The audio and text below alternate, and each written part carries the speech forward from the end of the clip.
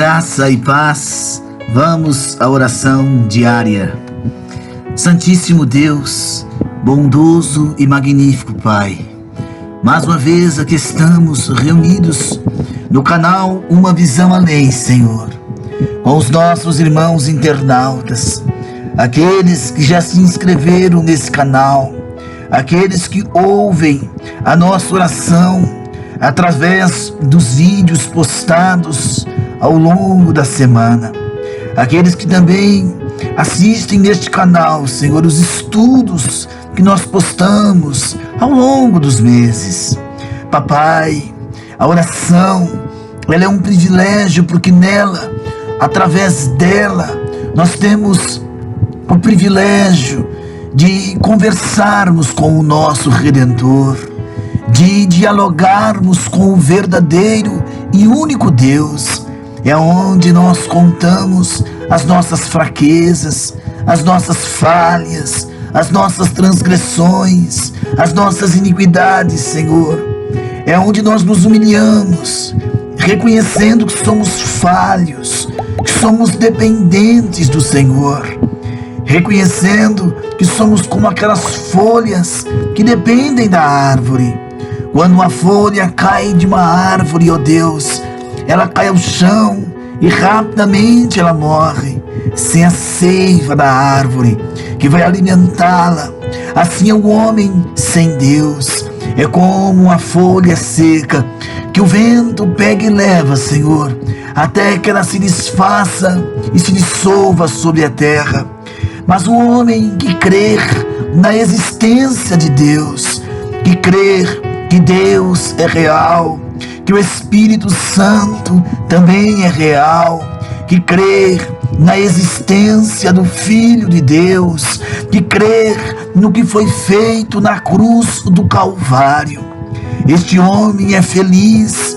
Ele não é uma folha seca, ele é uma árvore plantada junto aos ribeiros de águas. Ó bondoso Deus! Na oração, nós contamos as nossas lutas, nós pedimos socorro, nós gritamos por misericórdia, nós gritamos por compaixão. Na oração, nós contamos as lutas com os filhos, se conta as lutas com as filhas, com o esposo, com a esposa. Na oração, nós adoramos, nós reconhecemos o quanto Tu és grande, e reconhecemos a dependência que temos de Ti, ó Pai, porque o homem sem Deus é como uma folha seca que o vento leva. O homem sem Deus, ele é um ser sem esperança, sem confiança. E no mundo que nós estamos vivendo, Senhor, a Bíblia nos revela que os dias que estamos vivendo são dias do fim. São dias extremamente delicados. São dias, meu Deus, em que nós correremos de um lado para o outro. Os homens correrão de um lado para o outro, mas não encontrarão solução. A Tua palavra diz: sujeitai-vos, pois, a Deus, resisti o diabo, e ele fugirá de vós.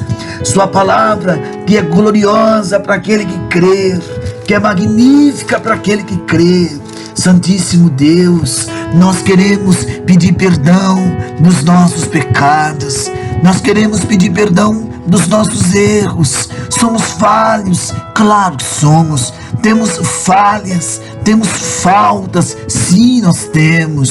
Purifica, Santíssimo, os nossos olhos, purifica os nossos lábios, toca nos nossos lábios com brasas vivas, limpa os nossos olhos, passa um colírio dos céus nos nossos olhos. Ó Deus bondoso, não permita que o mundo venha seduzir-nos com as podridões que nele há, a orgia, a prostituição, as drogas, o álcool, as noites loucas, o palavreado e a cultura pervertida. Estamos vivenciando uma sociedade como aquela de Sodoma e Gomorra, uma sociedade pervertida, corrompida. que a ira chegou diante do Senhor e tu as destruíste com fogo e enxofre. A Bíblia diz que antes do dilúvio, meu Deus, a perversidade, a falta de moral permeava sobre a terra, a violência. A situação chegou a ser tão calamitante que a Bíblia diz que o Senhor, Pai, se arrependeu de haver nos feito, nós, os seres humanos, e então decidiu por fim ao mundo com o dilúvio, com as águas do dilúvio. Mas o teu amor falou mais alto, a tua compaixão falou mais alta, a tua misericórdia falou mais alta, Senhor, pois através de um servo chamado Noé, tu estendeu durante 120 anos a misericórdia, a compaixão, o amor, através da mensagem de Noé, que propagava o teu juízo, que anunciava as coisas que breve iriam acontecer. Mas os homens daquela época não quiseram ouvir a voz do pregoeiro Noé, rejeitaram a mensagem do velho Noé, até que veio as águas do dilúvio e a todos os levou. A Bíblia diz que só a família de Noé é que ficou sobre a face da terra. Senhor, não é diferente dos dias que estamos vivendo. Olha o caos político em que vive o mundo. Não é só o Brasil. Olha o caos cultural que vive o mundo e a sociedade. A perversão do homem, a perversão da mulher, das crianças, o aumento da violência, do suicídio, do homicídio, o aumento da prostituição, da rebelião contra ti.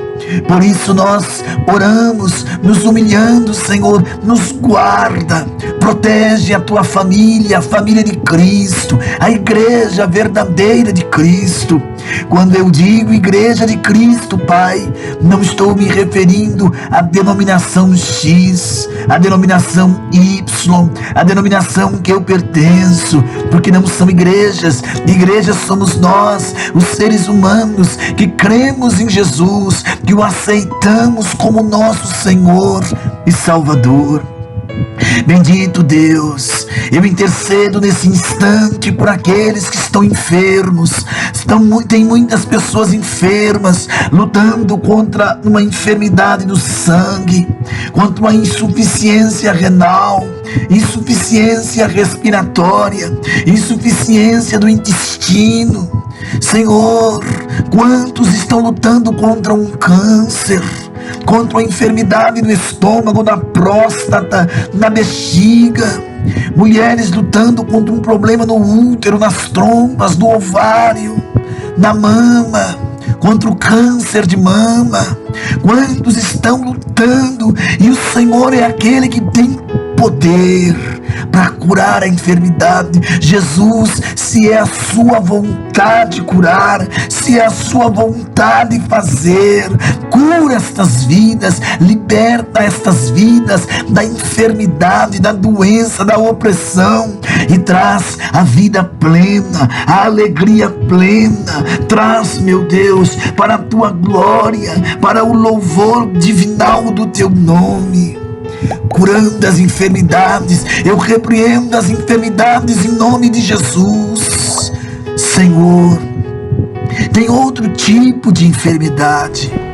Ela não é uma patologia médica, ela não é uma patologia para que um especialista de cabeça, de coração, de rins, vascular, um especialista de pulmão venha tratar. Existem enfermidades que são enfermidades do âmbito espiritual. São doenças, meu Deus, colocadas, provocadas por espíritos imundos, por trabalhos de magia, de bruxaria. E é nesse instante eu quero orar nesse sentido.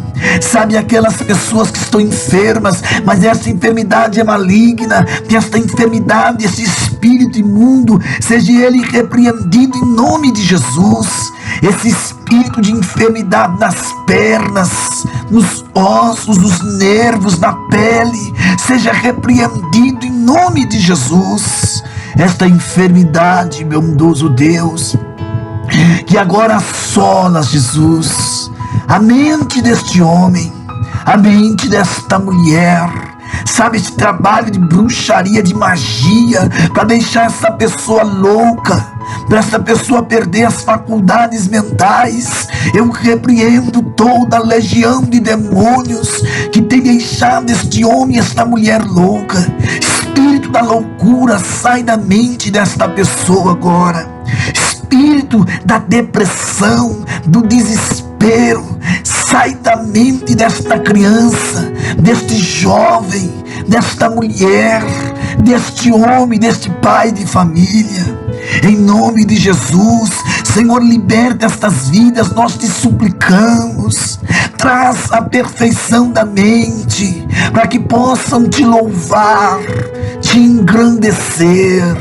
Te apresento o irmão Ever, a irmã Mônica, os irmãos ali do Perequê, no Guarujá, os irmãos, meu Deus, de São Luís do Maranhão, de Alagoas, ali em Maceió, nas Alagoas, os irmãos da Bahia que oram conosco, os nossos irmãos que oram conosco ali de Minas Gerais, de São Paulo, a Cristiane, a Rose, a Adriane. Meu Deus, tu é o Deus do milagre, da cura, da libertação e das coisas grandes. Glorificado é o teu nome. Eu te apresento, bondoso Deus, também os irmãos do sul do país, os irmãos que estão lá na Europa. Sim, Senhor, o Ricardo, o Paulo, a Márcia lá em Londres, o Pedro em Berlim, Senhor. Os que oram conosco até mesmo em Israel, tem irmãos que nos ouvem lá, em Jerusalém, em Tel Aviv. Ó Deus bondoso, te apresento, meu Deus, o campo das missões, nos 4 cantos da terra. As missões na Ásia, na África, na Oceania, na Europa, nas Américas, nas Américas, meu Deus. Aqueles que fazem missões aqui no Brasil, no interior deste país. Peleja por esta nação. Coloca tuas mãos sobre esta pandemia, Senhor, e tem ceifado vidas, deixado pessoas viúvas, viúvos, mães órfãos de seus filhos, filhos órfãos de suas mães. Oh, bondoso Deus, coloca tuas mãos, estenda a tua compaixão, estenda a tua misericórdia, desperta a tua igreja. Te apresento o irmão Ângelo, o irmão José, quem mais aqui? Posso lembrar a irmã Mônica, meu Deus, a irmã Ruth, Senhor, todos aqueles que são inscritos, que oram conosco no canal, os que irão se inscrever, os que oram conosco, mas que não são inscritos, eles vão se inscrever, eles vão ativar o sininho, eles vão compartilhar, vão deixar seu like. Senhor, é um canal para nós orarmos diariamente, para sermos abençoados. Meu Deus, quantos estão enfrentando lutas assim insuportáveis, mulheres que estão passando por lutas que já estão a ponto de ficar loucas, maridos que estão passando por provas que não suportam mais. Jesus, entra neste lar, Senhor, nesta casa, nesta família, para solucionar, Jesus, mesmo que seja uma casa rebelde. Estende a tua compaixão e a tua misericórdia, dai-lhes uma oportunidade de arrependimento, de conversão, de se converter, de arrependimento, ó Deus. Senhor, abençoai e guardai as crianças, os idosos, os enfermos, aqueles que se encontram nos presídios, nos hospitais, aqueles que moram nas ruas, nos guetos, nos becos, os famintos, os flagelados, meu Pai.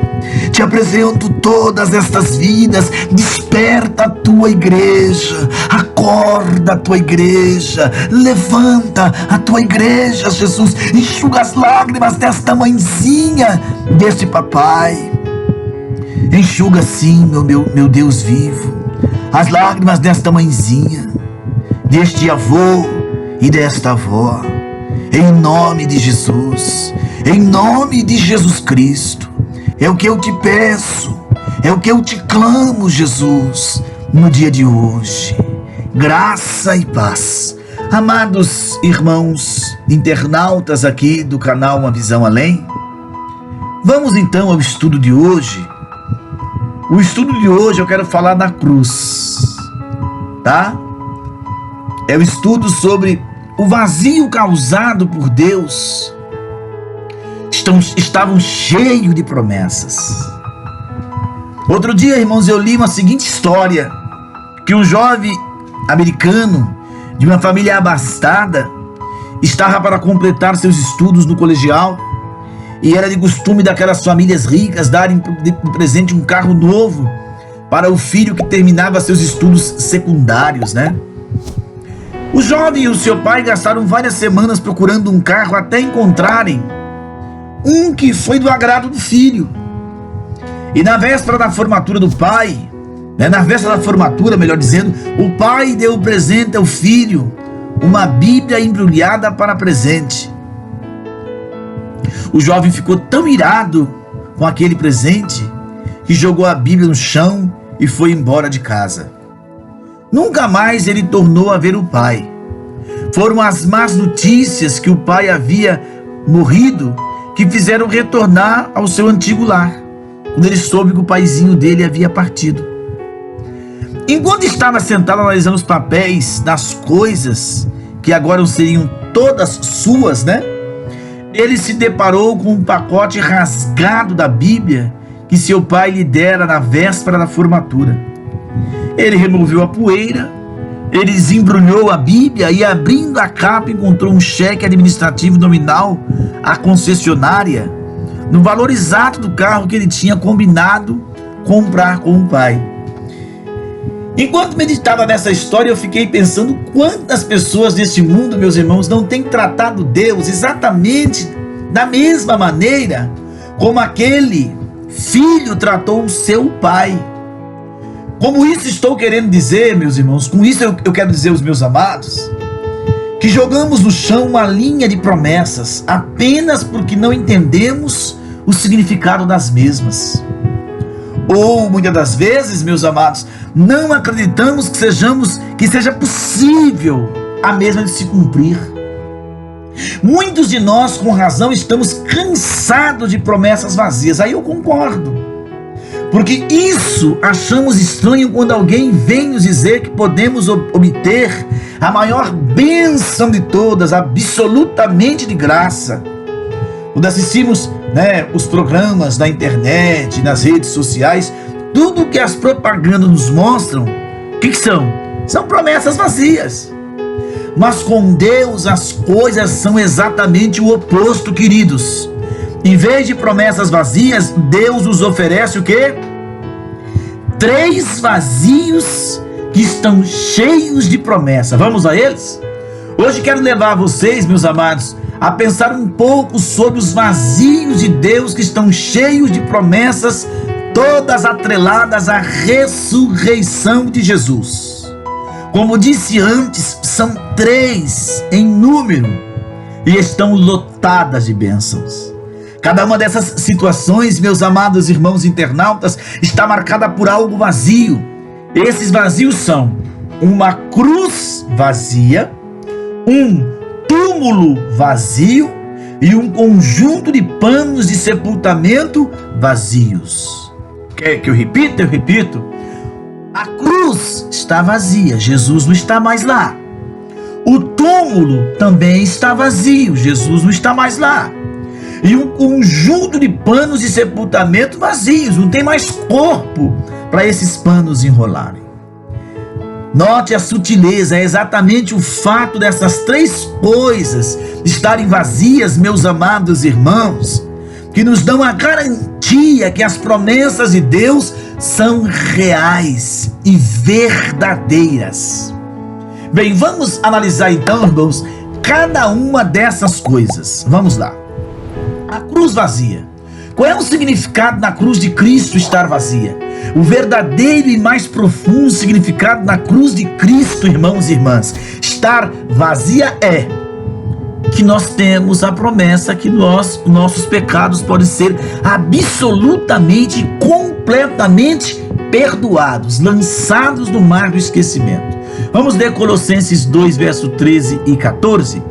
E vós outros que estáveis mortos pelas vossas transgressões e pela incircuncisão da vossa carne, vos deu vida juntamente com ele, perdoando todos os nossos delitos, tendo cancelado o escrito de dívida que era contra nós e que constava de ordenanças, o qual nos era prejudicial, removeu-o inteiramente, encravando-o na cruz. Você não tem mais dívida, Jesus pagou sua dívida.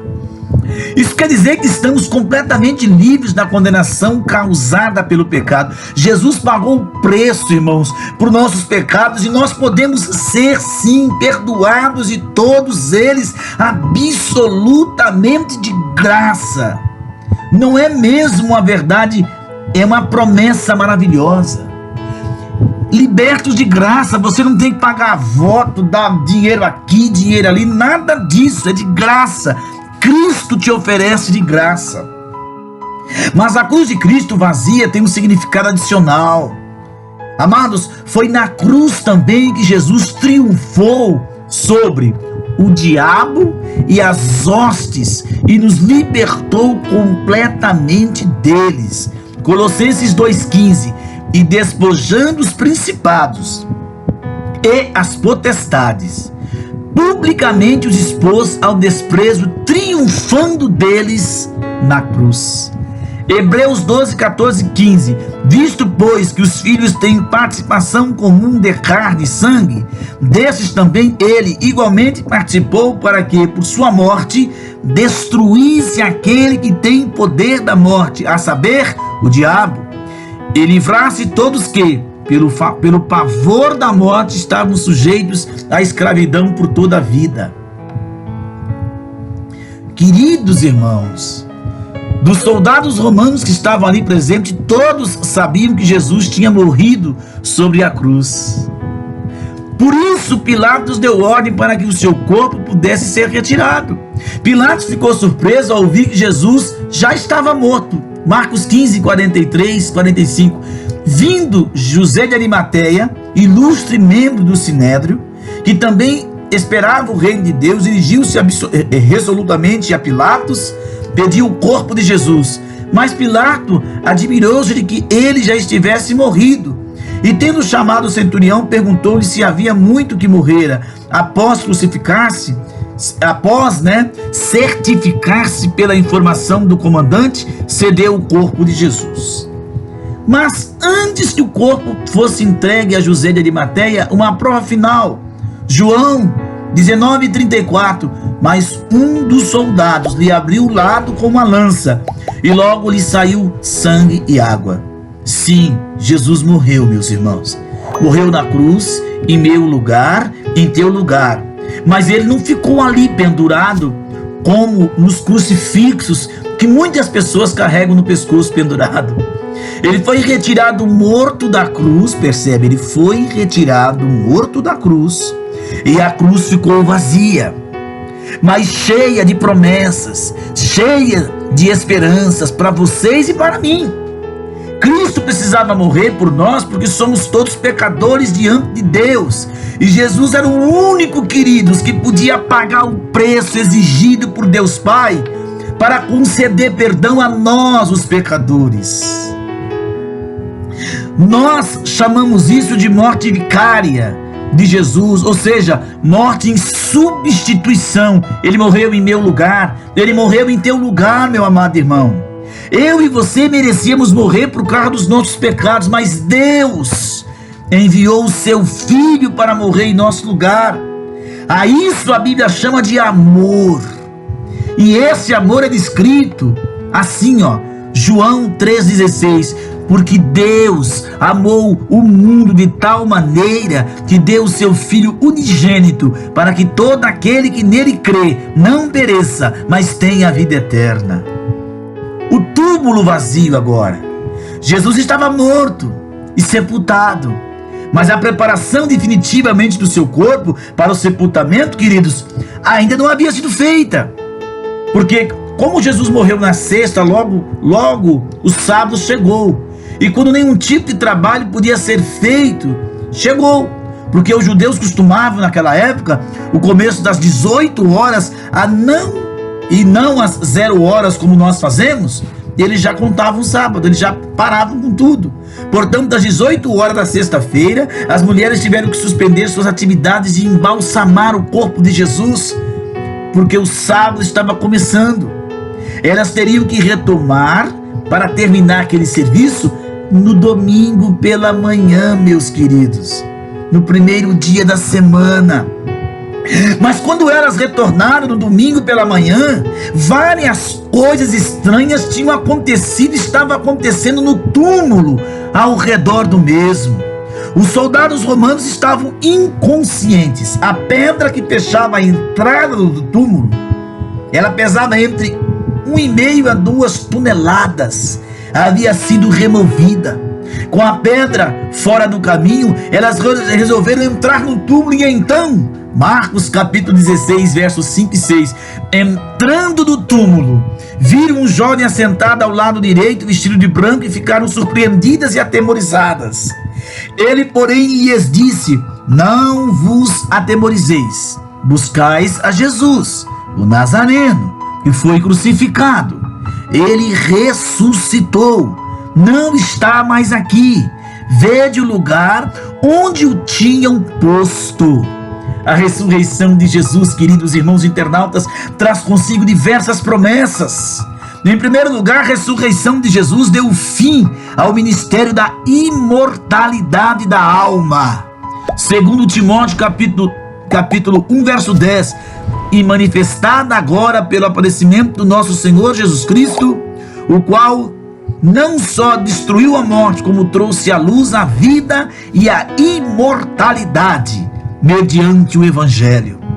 Além do mais, meus amados irmãos internautas, Jesus fez a seguinte promessa aos seus discípulos, João 14,19: ainda por um pouco o mundo não me verá mais, vós, porém, me vereis, porque eu vivo, vós também vivereis.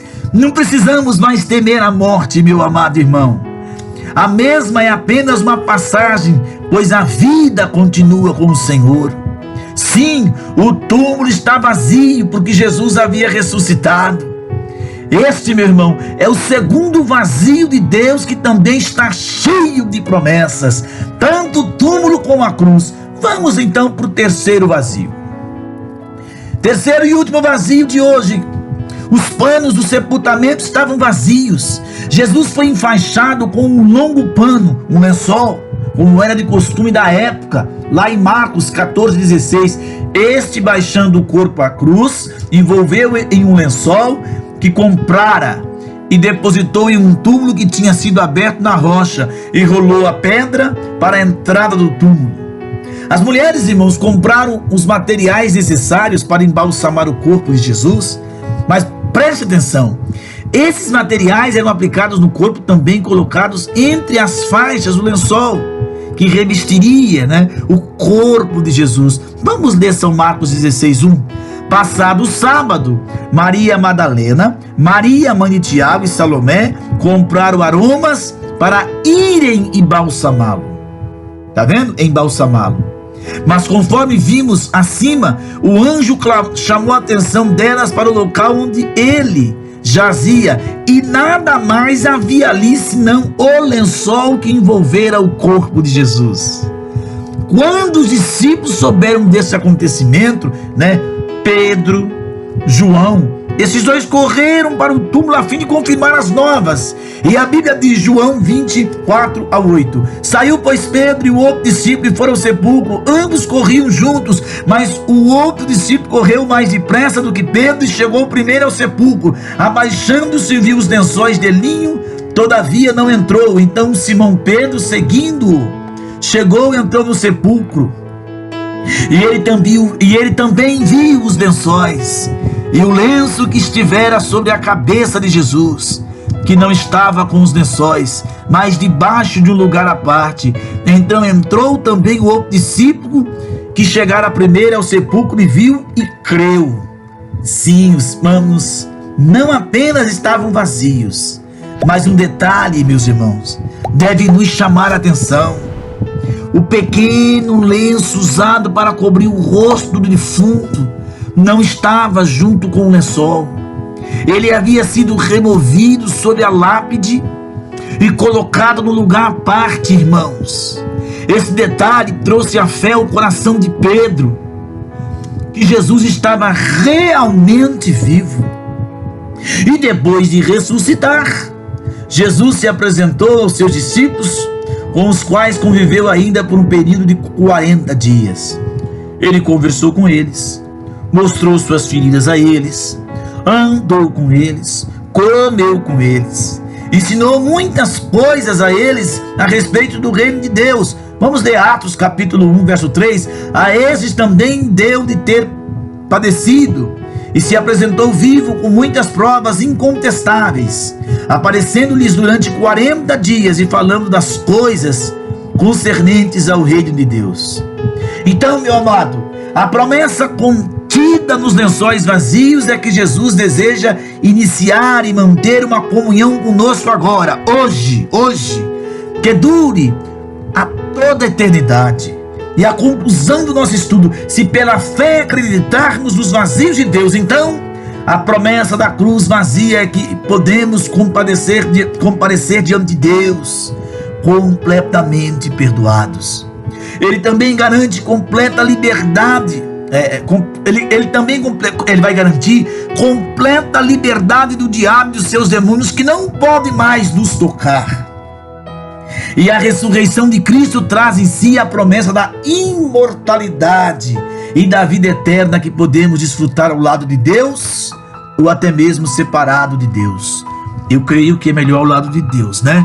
A decisão precisa ser feita enquanto estamos vivendo aqui. Jesus disse, 7,14 de Mateus: entrai pela porta estreita, larga é a porta, e espaçoso o caminho que conduz para a perdição, e são muitos os que entram por ela. Porque estreita é a porta, apertado é o caminho que conduz para a vida, e são poucos os que acertam com ela. O lençol e o lenço do sepultamento de Jesus, deixados dentro do túmulo, meus irmãos, são a prova incontestável que o Senhor Jesus realmente ressuscitou. Se Jesus ressuscitou, queridos, então nós também podemos ter esperança que um dia, conforme Ele prometeu, nós também ressuscitaremos. Para encerrar, Romanos capítulo 6, verso 5. Porque se formos unidos com Ele na semelhança da sua morte, certamente o seremos também na semelhança da sua ressurreição. Queridos, fiquem todos na doce paz do Senhor Jesus. Lembrando que os vazios de Deus, as promessas, têm promessas de perdão dos pecados, promessa de libertação do poder do pecado, promessas da libertação do diabo e dos seus demônios, promessa de ressurreição dos mortos, promessa de vida eterna na companhia de Deus e muitas outras promessas que nós são oferecidas absolutamente de graça. Então, para encerrar, Apocalipse 3:20, eis que estou à porta e bato. Se alguém ouvir a minha voz e abrir a porta, entrarei em sua casa e cearei com ele, e ele ceará comigo. Graça e paz, fiquem todos com a doce paz do Senhor Jesus.